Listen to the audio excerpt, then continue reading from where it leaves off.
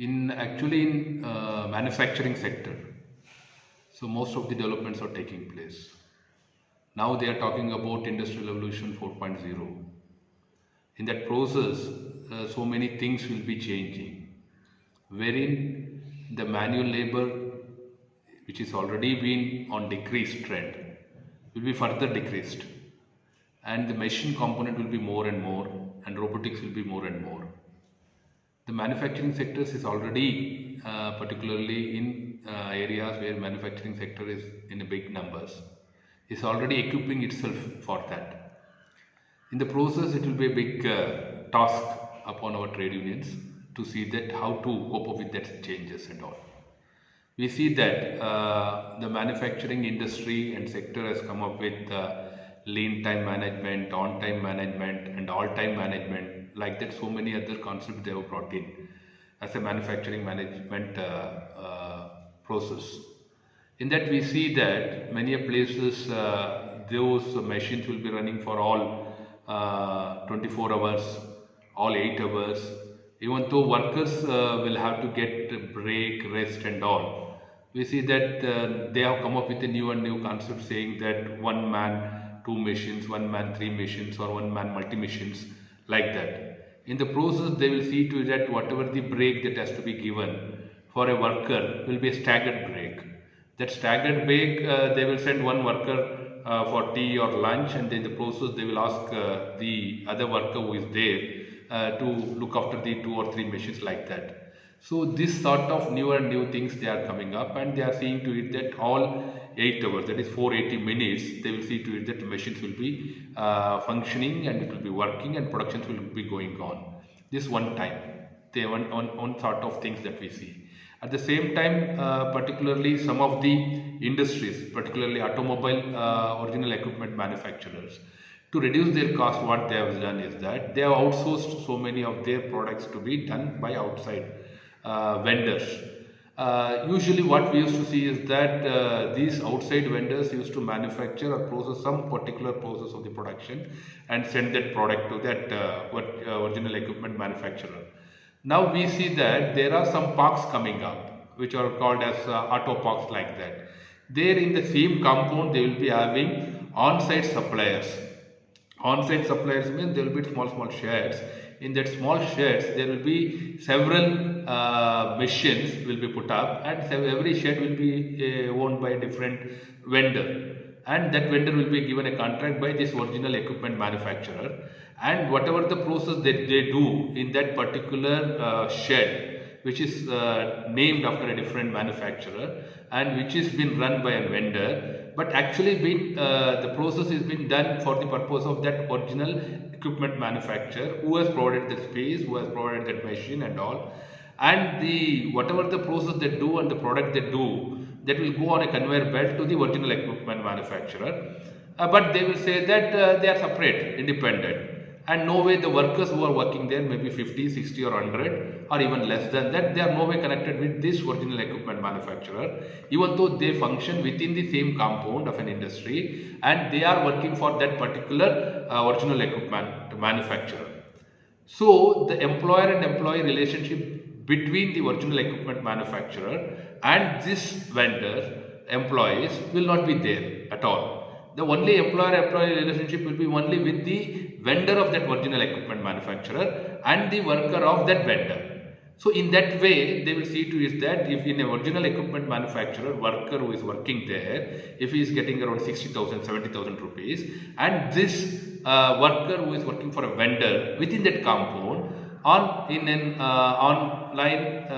on-site suppliers park, OSS park, will be getting hardly 20,000 or even minimum wages. If he unionizes and the vendor, the contract will be changed, the vendor will be changed, they will be sent out. All these sort of things we are seeing.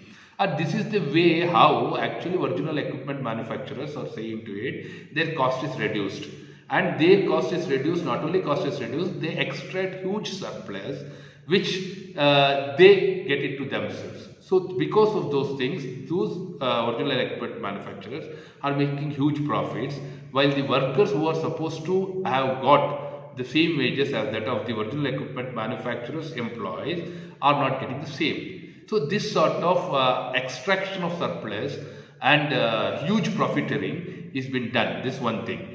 And at the same time, in the process of this neoliberal regime, that too particularly during this neoliberal period since 1991 to now 2021, this 30 years gap period of this neoliberal period for a manufacturing sector, what we have seen is that this original equipment manufacturer or whatever it may be, the manufacturers, they just negotiate with the unions that they have got, and they will try to see that their fixed component of wages will be very small size and their incentive will be very huge. And to see that incentive is huge, and they will see to it that if you want to get that incentive, you have to produce and your productivity rate has to increase, so that they make workers to work at the speed that is equivalent with that of the machine speed.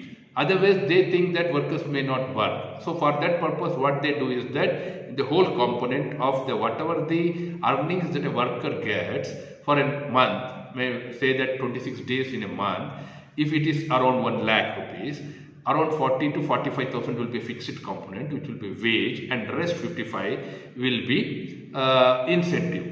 And this incentive 55 will be based on the load that has been provided to him. If the market fluctuates, the load fluctuates. If the load fluctuates, the incentive comes down. And with this process of providing them a load or incentive, they control the worker.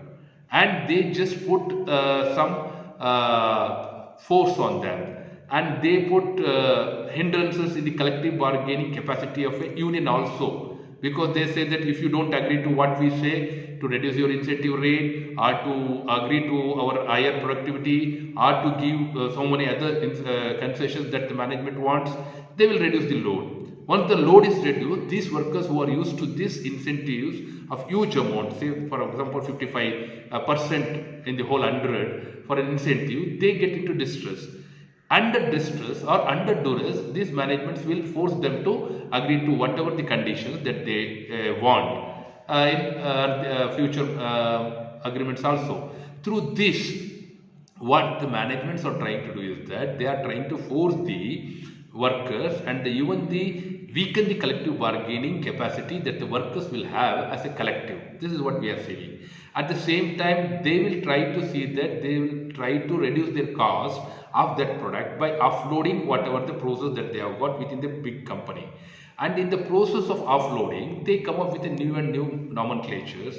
See, if one company, they say that they have given work for all women, that is young women are working there, and it's 100% women working there. And they say that they give high productivity compared to this earlier factory where they were having this manufacturing. And this manufacturing that they had here, the cost per worker that company used to spend, if it used to be 70,000, in that company, wherever they have set up new company, where woman worker is working, all women workers are working, there they hardly give 25,000 rupees.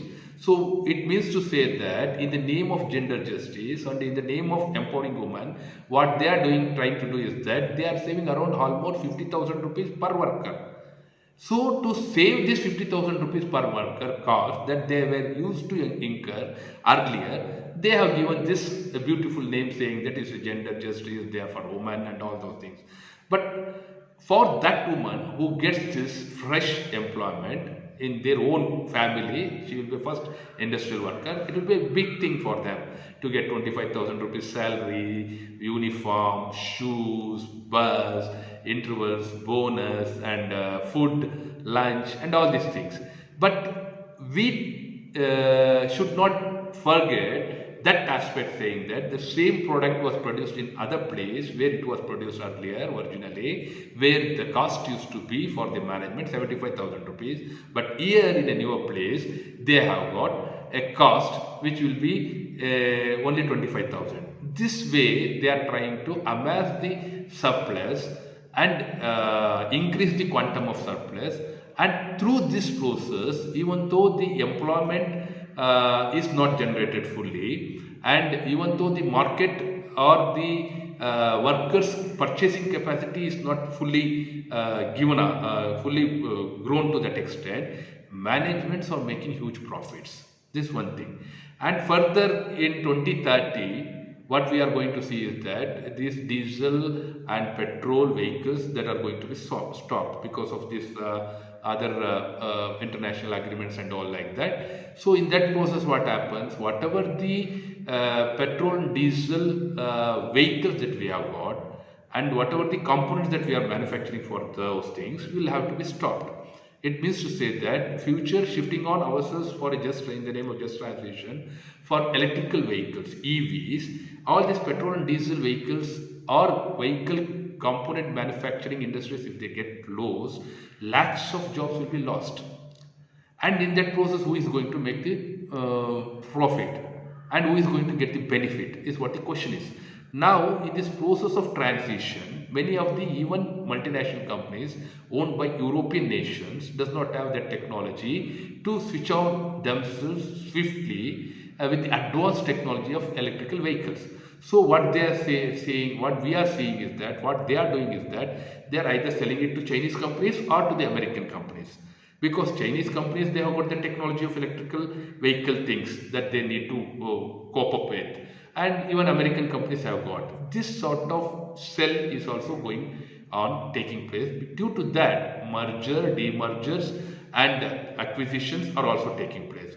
This sort of rapid changes are taking place in the industrial scenario. At the same time, this sort of rapid employer composition changes are also taking place. The profile of employees or the profile of workforce within the manufacturing sector is also changing place. Now with this labor codes coming up and prior to labor codes being enforced or implemented, even though they have been enacted, we see some of the states have allowed for fixed term employees, amending the industrial employment standing orders. Due to that, what the managements or manufacturing sectors and other industries are making use of it is that they are getting rid of the permanent workers, they are getting rid of even temporary workers, they are getting rid of even trainees, contract workers. In lieu of them, they are appointing already fixed term employees. This fixed term employee is actually a booty that is being given to them by the present government that is there. Say that earlier if a worker was recruited and if was taken on regular roles, he used to be there until his superannuation, that is 60 years, or he voluntarily resigns. Now fixed term employees is only for 2 years or 3 years. 2 years or 3 years he will be employed and he will be given some amount of salary. And there is no question of unionization because they will be afraid of forming a union, and there is no question of collective bargaining, there is no question of continuing them. So after 3 years they will send them back. If at all they want to come back, they will see to it that they will agree to whatever the earlier conditions was there. They will not ask for any increase in salary and all. This is the greatest challenge that we have to face, and in future trade union will also have to face this opportunity of organizing these fixed term employees also, and that these are going to be a severe battle between the capital and labor. This is going to happen, if not today, tomorrow. This is what the current phase of trends that we are seeing. In the process of technological development that we are seeing, we see that all these ITI trained employees who used to be there as a regular worker or a contract worker or whatever in the name they may be, have been replaced by diploma holders. Now, maybe in 10 or 20 years, even these diploma holders will be replaced by engineering graduates with artificial intelligence and robotics managements like that. And we may see after 20-30 years as this capital grows to a monopoly stage that almost all the whatever the workforce that we have got with this technical training of industrial technical training or diploma training may be replaced totally with that engineering graduates who will be okay to do with this artificial intelligence and robotics management, and such a sort of workforce may emerge in manufacturing sector or in industrial sector. And the challenge before the trade unions is also to organize such a skilled, educated workforce in days to come. and we have to cope up with these challenges also. And this struggle, this whatever the tussle that is there or struggle that is there between this labor and capital will continue even after these workers with ITI or these workers with diploma been replaced by engineering graduates workers, because as and when the this productivity increases or production speed increases, exploitation will also increase, and there will be confrontation between the labor and capital. This confrontation between the labor and capital will definitely enable space for organizing a better and highly skilled workforce, organized unions also. So this is what maybe coming futures may be. This labor codes, whatever the government is trying to bring, which is been resisted by the trade unions all, is to enable these industries to equip with these changes and to see that they will get rid of the regular workforce. Thank you.